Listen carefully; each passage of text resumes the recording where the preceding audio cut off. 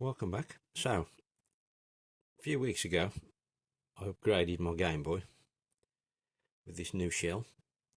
Obviously, it's still got the original screen, so unfortunately, it kind of let the side down. So I've decided to get myself a new replacement IPS type screen, cheap from AliExpress. Um, Supposedly plug and play.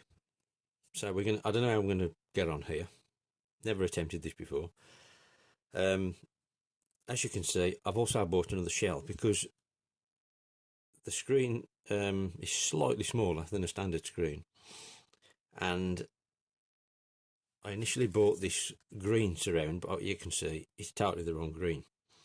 So I then decided to buy myself a nice grey shell, which I thought would look nice with the green. I thought that looks kind of cool, but it does come with a silver surround, which I quite like as well. So I don't know what we're going to use, but we've got all these variants to possibly go with. Obviously, we've got the new screen and the varying bits of other components. So I don't know how we're going to get on, but we'll give it a bash. Okay, so we got into a bit of a mess here, if I'm honest. Anyway, I think there might have been a gap in footage there because I thought it was on video and it was on camera. Anyway, as you can see, we've got the screen in, and I wasn't sure which way around, the orientation of the screen. So I've managed to get the back on and put the batteries in and find out that this is the correct orientation. I then couldn't see how I was going to secure the screen in place, but then noticed I'd got this sticker kit as part of the thing, so you can put this sticker surround in the case. So then somehow we've got to line the screen up on that sticky pad. So minefield. I think actually the best option might be to take that off there initially and just try and fix it on like that. Is that going to go up to the top, I wonder? I think it may have actually.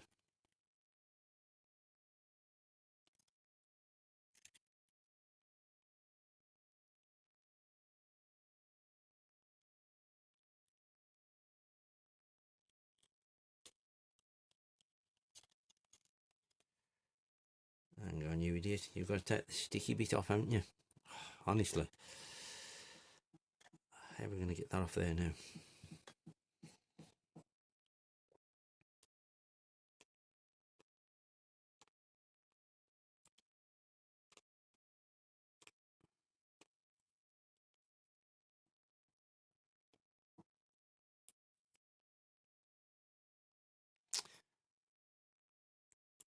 A pair of tweezers would be better here, but I haven't got any.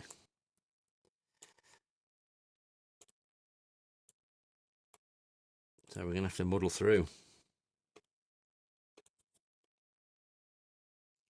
Right. Stick it off. Now go back to the screen, which was that way.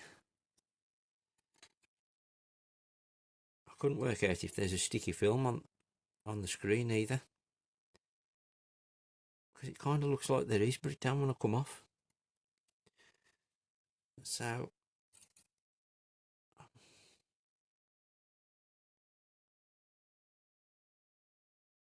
it just kind of looks like there's one on it. I don't know. Don't want to come off though.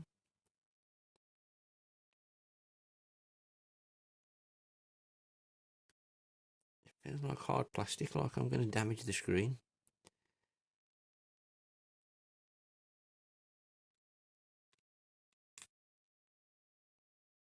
That black looks like it might peel off, but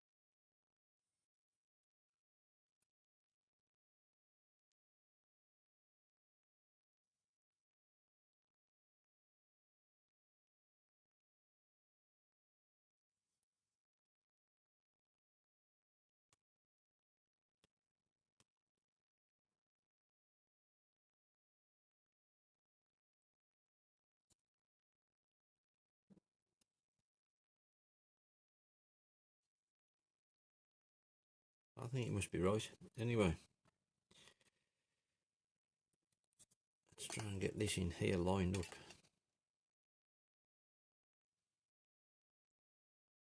There's very little to play with.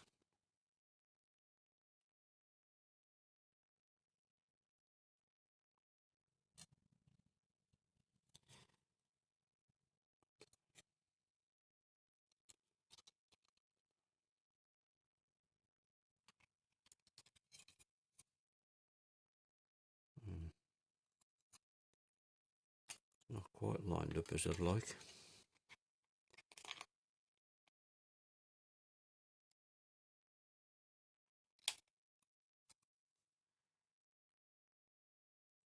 I mean, there's almost, it's not big enough really.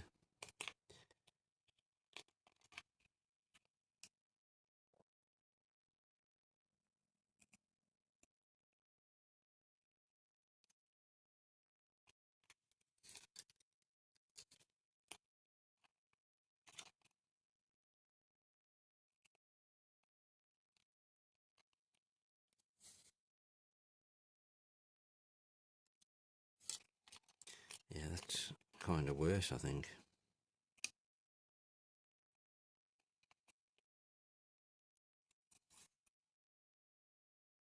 Yeah, I don't think I'm going to beat that.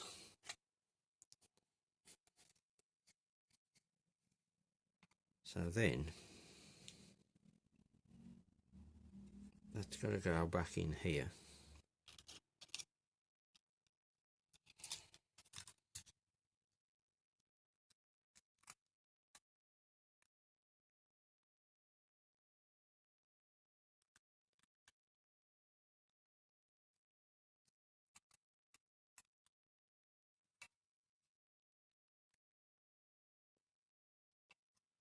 Right.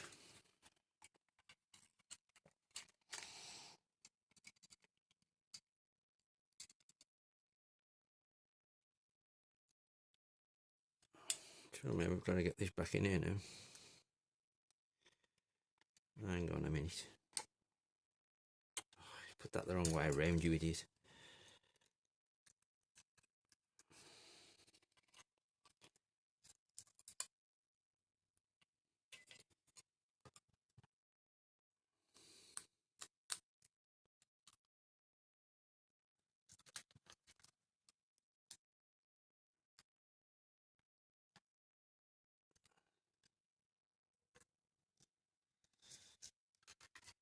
This is very fiddly, I've got to say.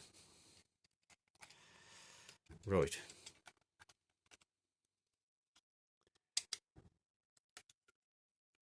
That's that. So hang on a minute. Something not right there, because that's...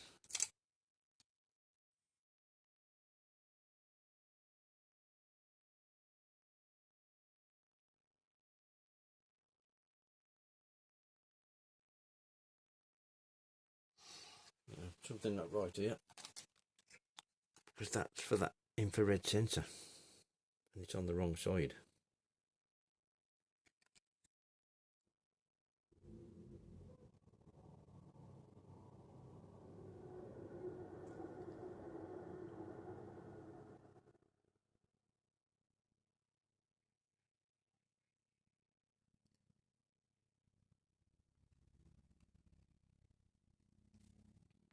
We'll pause.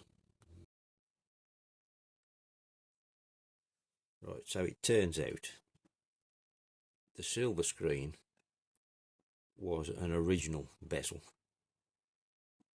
and thus the gap was too big for this new screen, so I've changed it for the green one, which still looks quite nice, but I'm not sure I like it as much as the silver. Anyway, we've now got the screen in,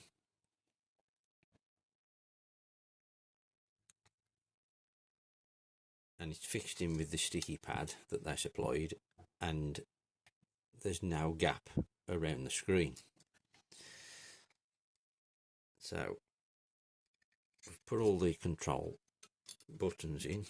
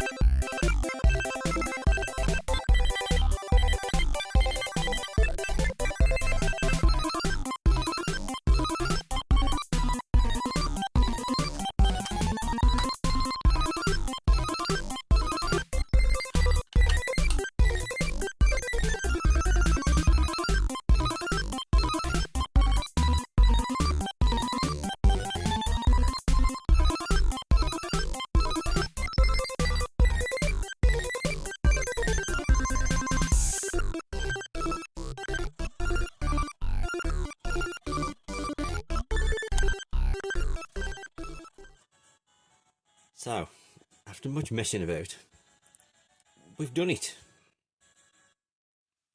I've had to use the green surround that I bought in the end, because unfortunately this was for the original screen and too large for the modern IPS one, so I've had to use the green one, which I don't mind, to be fair. It still looks quite good. Had a lot of messing about, wasn't sure if the screen was in the right orientation. Quite fiddly. Obviously there's no instructions, so it was kind of trial and error. I did watch a YouTube video on someone else doing this, but it wasn't the exact same thing, so it kind of gave me an idea. But with trial and error, and to a certain extent, it'll only go one way. It works. New IPS screen in a Gameboy Colour with absolutely no soldering, plug and play. Yes, it's fiddly, but overall, now I've done it, absolutely brilliant. And it's another lovely case, just like the green one I bought. Obviously this one is kind of a battleship grey, if you like, but I quite like it actually. Kind of subdued but funky. But what a beautiful display. I mean, there's just no comparison. It might even get me playing a Game Boy, because I've just never got on board with them. The screens are just crap. But with that, phenomenal. Absolutely brilliant. Like I say, from AliExpress, I'll try and put a link in the description if it lets me. Wasn't a drastic amount of money. Admittedly, I've bought another case, which technically didn't need to, because I already bought the green one. But you do need a smaller surround. But again, that was off AliExpress. But I'm sure the screen was around the 20 quid mark. It wasn't, I'll flash it up, but it wasn't a fortune. But what a transformation.